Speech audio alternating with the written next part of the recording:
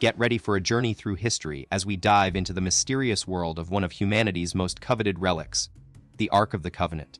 Lost for centuries after Jerusalem fell to the Babylonians, this ancient treasure has sparked debate and curiosity across cultures and faiths, including Judaism, Christianity, and Islam. We're on the pulse of an incredible discovery in Israel that might just crack the case of its whereabouts, taking us one step closer to uncovering the secrets of this sacred artifact. The Ark's significance is immense. It's said to be home to the Ten Commandments inscribed on 2 tablets given to Moses by divine guidance and Aaron's very own staff, a powerful symbol in Jewish faith. Buckle up as we unravel the mysteries surrounding this ancient relic. Let's unpack the incredible items within the Ark of the Covenant. Game changers in Jewish faith.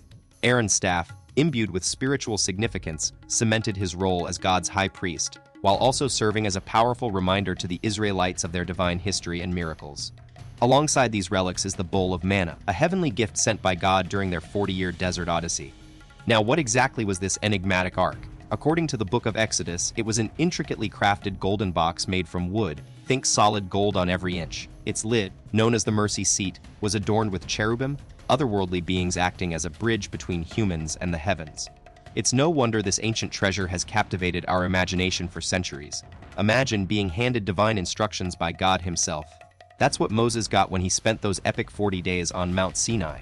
It said that during this time, God shared the exact blueprint for the ark with Moses, dictating that it should be crafted from acacia wood and made to house the sacred 10 Commandments. And when the Israelites set off towards their promised land, what guided them?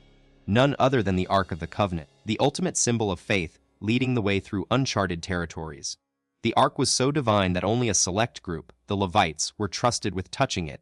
Talk about responsibility. As the Israelites traveled towards their promised home, they'd place this revered chest at the heart of God's mobile dwelling, the tabernacle, whenever camp was set up. And the epic journey. The ark led the way, a constant reminder of God's presence and guidance, right up to the gates of the promised land. Get ready for some mind-blowing powers. The ark wasn't just any holy relic, it was a game-changer. When the Israelites reached the river Jordan, the Levite priests dared to take their first steps into the water, and boom, the entire river parted ways, paving a path for the whole tribe. Then came the epic battle against the Canaanites. The ark led the charge, performing miracles left and right, like making Jericho's walls crumble after that famous 7-day procession and triumphant shout. But with great power comes great responsibility. The Israelites had to keep moving the ark to keep it safe from those who'd misuse its incredible might. Fast forward after many adventures and several new homes, like Bethel, where Phinehas took care of it, then Shiloh, where it became super important in Israelite rituals, even getting a daily dose of sacred blood on its mercy seat during the Day of Atonement. The ark remained largely out of sight, only accessible to those super close to it. But here's the thing, being highly sought after isn't always a good thing. The ark had a knack for being captured by other nations. It happened time and again. You've got to picture this. The Philistines thought they'd scored a huge victory over the Israelites and took the mighty ark back home as a trophy. But what they didn't count on, the ark's wrath. No matter where it went, disaster struck, gigantic rat infestations, grotesque tumors popping up all over the place. It was like the ark had a warning system built in. Any unauthorized touch meant instant punishment from God. A perfect example. Uzzah, who learned the hard way that you shouldn't mess with the ark when he got zapped for reaching out to steady it during transport. Here's a crucial piece of history. Uzzah was part of King David's team tasked with moving the ark to Jerusalem, and things took a shocking turn when he put his hand on the sacred relic to steady it, instantly meeting his demise.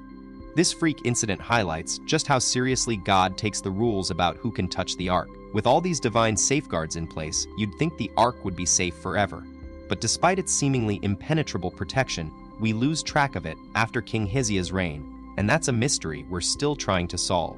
Let's dive into the fascinating story of the ark's possible disappearance. For centuries, it was believed that the ark had been safely stashed away in Solomon's temple Pur, and indeed, it did spend some time there under King Hezekiah's rule. But here's where things get interesting. Archaeologists have found some major discrepancies between what we read in the Bible and the actual archaeological record. It seems that the ark might not have made its way to Jerusalem as quickly as the biblical narrative suggests.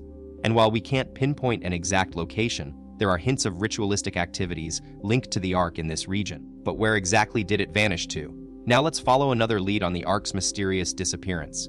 Biblical scholar Thomas Romer thinks it might have stayed put in Kirjath Jearim until a much later king took the reins, King Josiah. If we revisit those cryptic passages in Chronicles and Kings, we'll notice that they hint at the ark being brought back to Jerusalem during his rule, but conveniently leave out where exactly it came from. It's like solving a puzzle with missing pieces.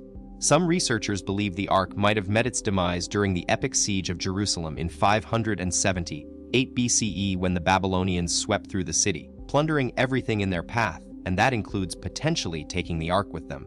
But wait, the book of Ezra has a different story to tell, suggesting that maybe, just maybe, the ark didn't actually vanish into thin air.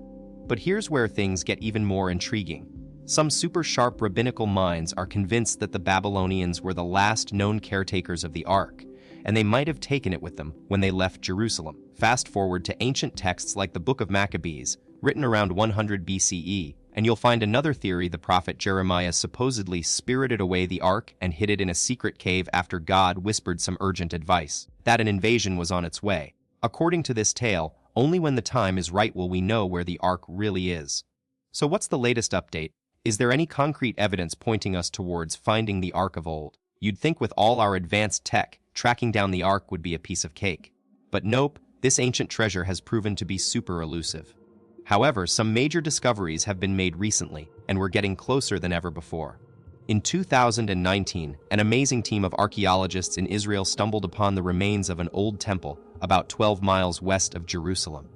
And here's what caught their attention. The heart of this ancient structure featured a gigantic stone that was completely flat, just like the biblical description of the rock where the ark rested. Now, if that wasn't enough, experts have clocked the age of this temple at around 3,100 years old, which means it was totally on the scene back when the ark was still part of King Solomon's temple. Theories are swirling about the ark's possible hiding spots. Some believe it could still be lurking beneath the famous Dome of the Rock in Jerusalem, an Islamic monument built right on top of the original temple grounds. The idea is that hidden underground passageways might hold the secret to finding this ancient relic. But there's a major catch: any attempt to dig it up would mean disrespecting a site held sacred by millions of Muslims worldwide. So, for now, this hypothesis remains in the realm of speculation. On the other hand, over in Ethiopia, the St. Mary of Zion Cathedral is making some pretty bold claims that they've got their hands on the ark itself. But here's the thing: only one person, the guardian of the ark, gets to lay eyes on it. Still, there are some intriguing hints suggesting that this might actually be true. The legend of the Kebra Nagast, Ethiopia's treasured national epic, paints a fascinating picture. According to this ancient tale, Menelik I, the first king of Ethiopia and supposedly the son of King Solomon and Queen Sheba, brought the ark to Axum around 950 BCE. He allegedly brought a group of Israelites along with him, fulfilling his father's wishes. Could it be that Menelik I smuggled the legendary ark out of Jerusalem and safely into the heart of Africa? The possibilities are endless. Maybe the ark isn't in some dusty corner of the first temple after all, but rather hidden away in an unexplored part of the globe. Or perhaps it's been sitting pretty in Ethiopia for millennia. So, what do you think? Do you believe Menelik I made off with the ark? Or is this just another captivating chapter in the story of the world's most elusive relic? Now that we've dived into the mysterious tale of the Kebra Nagast, it's your turn. Hit the comments below and let us know, do you think Menelik I spirited away the Ark of the Covenant? And if you enjoyed this video as much as we enjoyed making it, don't forget to give it a